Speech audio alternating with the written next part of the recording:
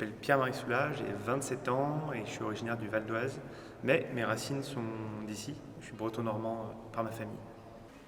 Alors, je m'appelle Pierre Paco, j'ai 28 ans et je viens de Bourgogne. Je suis pas originaire de Normandie, je suis arrivé en Normandie il y a 4 ans maintenant. Alors moi j'ai commencé en tant qu'historien, mes études donc c'est majoritairement de l'histoire. Je suis aussi passé par une école de commerce et d'ingénieur en fin de parcours. Et si je n'avais pas été brasseur ou chef d'entreprise d'une brasserie, je pense que je serais parti sur quand même la création d'entreprise, mais dans des domaines peut-être plus technologiques. Là, c'est le choix de l'artisanat qui a primé. Alors, à la base, je suis parti en DUT en agroalimentaire, donc assez large dans l'agroalimentaire. Ensuite, je me suis spécialisé dans le vin. J'ai fait une licence sciences vignes et vin, un master vigne, vin et terroir. Et c'est en année de master où j'ai commencé à m'intéresser de plus en plus à la bière. Et je suis parti du coup en master procédés fermentaires pour l'agroalimentaire, où il y avait une grosse spécialisation sur la bière avec un institut belge. Et voilà. Alors c'est un long cheminement, en fait c'est d'abord des voyages, ensuite en Irlande, en Écosse, dans des contrées plutôt celtes que vikings d'ailleurs. Et après, c'était à chaque fois la frustration de revenir ici, de ne pas avoir des petits bouts de ces paysages, de cette mentalité très nordique. Après, c'est la découverte des bières en Allemagne, en Belgique, beaucoup, en Irlande aussi. Vous prenez tout ça, vous prenez un cheminement qui est pétri par l'histoire, vous connectez le tout à mes racines, où j'avais envie de retourner vivre dans la région de ma famille, et un produit qui est parfait pour mettre tout ça dedans, parce que la bière, vous pouvez adosser plein d'histoires autour. Et voilà, et tout ça, ça date d'il y a 7 ans. Et depuis 2 ans, 3 ans même, on est à fond sur la brasserie. Et bien en fait, après toutes ces différentes expériences, j'ai travaillé pendant un moment pour un groupe, les Trois Brasseurs, où j'étais formateur brasseur. En fait, j'ai fait différents sites, le site de Toulouse, site à côté de Lille à Anglo. J'ai fini ici à Rouen, à Grand-Quevilly exactement. Et c'est en étant à Grand-Quevilly que j'ai rencontré Pierre-Marie avec ses idées un peu folles. Et le projet m'a vraiment intéressé et du coup, on a continué ensemble. Alors Benoît était comme moi, il était historien, il était heureux dans certains points, frustré sur d'autres, en particulier la pédagogie qui n'était pas forcément celle qu'il espérait avec les élèves. Il voulait transmettre, mais il voulait transmettre autour de quelque chose qui était respecté et qui avait du sens. Et donc, quand je lui ai dit, viens, on continue à faire de l'histoire, mais on le fait au service d'un produit et d'une aventure et maintenant d'un lieu, viens quoi, tout simplement, prenons l'embarcation ensemble et en fait on était dans des temps de vie assez proches et donc c'est le premier qui m'a dit oui et je ne suis pas étonné que ça soit lui parce que d'autres ont été dans leur carrière, dans leur lancée, lui avait un point d'interrogation et parce qu'il se posait des questions, j'étais au bon moment, au bon endroit pour qu'il me rejoigne.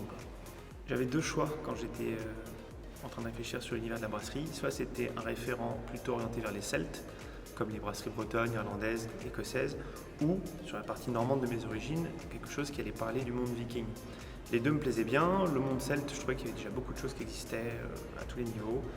Le monde viking, c'était un peu plus inégal, je dirais. Donc je me suis dit, déjà, monde viking, d'entrée de jeu. Et ensuite, le viking qui était le plus présent dans mon imaginaire, bien avant la série ou bien avant toute la hype actuelle, c'était Ragnar, lié à ce que je regardais petit, donc des dessins animés ou des films sur les vikings, Vic le viking et les vikings pour ne pas le citer en tant que film. Et donc c'est une figure d'enfance qui a été déposée en même temps que l'arrivée de la série en France il y a maintenant quelques années. Et en fait après on a eu beaucoup de chance parce que les deux ont avancé de front. Et plus les gens regardaient la série, plus c'était facile de leur expliquer ce qu'on voulait faire. Et en même temps, nous, on est resté à distance de la série parce qu'on avait quelque chose d'autre à exprimer. On n'est pas un produit de fan, on est un produit qui a sa propre dynamique. Mais le nom est apparu comme très clair pour toutes ces raisons-là. Il fallait un chef viking qui ait un pied dans la légende, un pied dans l'histoire, pas une figure mythologique, pas Thor, pas Odin, et quelqu'un qui était passé ici aussi, et qui connectait la Scandinavie à la Normandie. Et c'était quasiment naturel de prendre une figure comme ça. Et puis il est connu partout, c'est un avantage aussi. Alors le projet du lieu où on est, c'est de sauver le bâtiment qui nous entoure en y installant à la fois notre outil de production, dans la partie où on se situe présentement, et dans mon dos, des zones de loisirs. Donc il y aura un bar, un restaurant, un musée, un atelier de brassage, une boutique, le tout connecté au jardin qui est à l'extérieur, qui fait 600 mètres carrés, qui sera à la fois un bar d'été et un parc public. Et donc l'objectif, c'est de produire, comme dans les bières d'abbaye, de produire la bière ici, et de la vendre ensuite sur place, mais aussi à l'extérieur. Et donc ça ramène des revenus, la boutique également, ça ramène des revenus pour entretenir le lieu. qui est un lieu vitrine en fait. Et on accepte dans la philosophie de gagner moins d'argent dans notre poche, mais de remettre cet argent dans un lieu qui nous plaît énormément et qui en plus nous le rend bien parce que ça renforce aussi la brasserie. Donc c'est perdre aujourd'hui pour gagner demain, à plus d'un titre.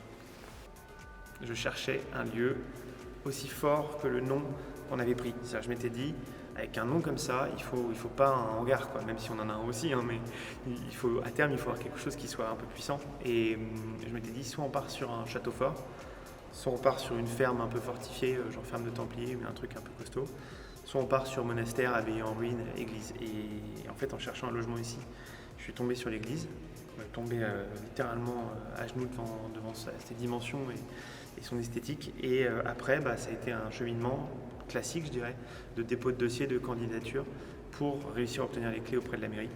Et le projet était finalement... je ne savais pas où est-ce qu'on allait atterrir, mais je cherchais. Et quand vous cherchez, vous finissez par trouver.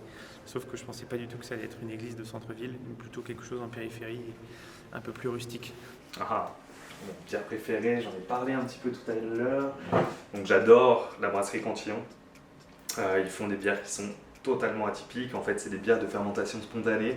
En gros, c'est une bière nature. On pourrait comparer ça au vin nature. On n'ajoute ni levure, ni quoi que ce soit dans la bière. C'est l'air qui va venir contaminer le mou. Et il va contaminer le mou, certes avec des levures, mais aussi avec des levures indigènes, des bactéries. Et du coup, ça donne une bière ultra complexe. Pas facile à déguster pour tout le monde parce que c'est un produit qui va être très acide, où il y aura énormément d'arômes très différents et ça peut surprendre au départ, mais quand on commence à connaître un petit peu le produit, c'est incroyable. Moi je suis un fan de bière noire, ça se voit. J'aime tout ce qui est bière un peu torréfiée, un peu fumée. Donc chez les autres, j'avais découvert une bière estonienne de la brasserie Sori qui était très très délicate, très ronde, une Imperial Stout avec de la vanille dedans, enfin quelque chose de très dessert. J'aime beaucoup les pâtisseries aussi. Et donc c'était vraiment une super découverte. En plus j'étais au tout début de ma découverte des bières vraiment très très très haut de gamme, très travaillées, donc c'était une énorme claque. Et chez nous, forcément, le pendant, c'est la Scottish Ale, donc la Lerwick Scottish Ale, qui est un hommage à la ville de Lerwick dans les Shetland, qui est une ville fondée par les Vikings, dans lequel les recettes qui étaient brassées étaient des recettes majoritairement torréfiées, et donc on a fait une bière qui s'en rapproche le plus possible, et on retrouve ce côté fumé, torréfié, un peu rond, 7 degrés d'alcool, quelque chose qui est très élégant, et qui correspond en plus à mes voyages en Écosse, donc la boucle est bouclée, si j'ose dire. Ouais, bière préférée d'ici, Yafol, c'est la dernière que j'ai sortie, qu'on a sortie. Donc on est sur un porter qui va être fumé. Donc c'est une bière brune qui va être à 6,2 d'alcool. Et donc la particularité, c'est qu'elle est brassée avec du malt qui est fumé, qui va vraiment ressortir ce côté fumé au nez comme en bouche. Et pour accentuer un petit peu ce côté fumé et aussi apporter de la complexité, on ajoute un sel, du sel viking. En fait, c'est un sel qui lui aussi est fumé et mélangé avec pas mal d'épices qui vont du coup, les épices apporter de la complexité, le sel relever le côté fumé, vu que lui aussi est fumé.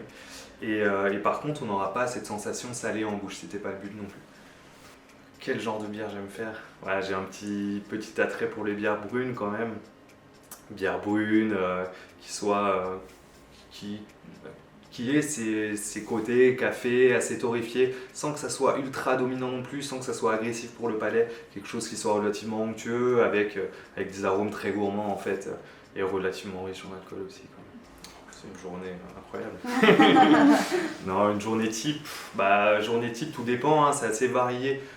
D'une part c'est assez répétitif, d'autre part c'est relativement varié parce que certes il y a la brasserie, donc il va y avoir les journées de production, il va y avoir les journées de conditionnement, mais à côté de ça on a d'autres projets et via ces autres projets on voit d'autres choses aussi, avec le bar de l'église Saint-Nicaise par exemple, où j'adore aller vendre des bières là-bas parce que comme ça on a vraiment le retour en direct du client, c'est super sympa quoi. Alors contrairement à Pierre qui est extrêmement connecté à ses cuves, moi je suis sur du travail de bureau qui est fun.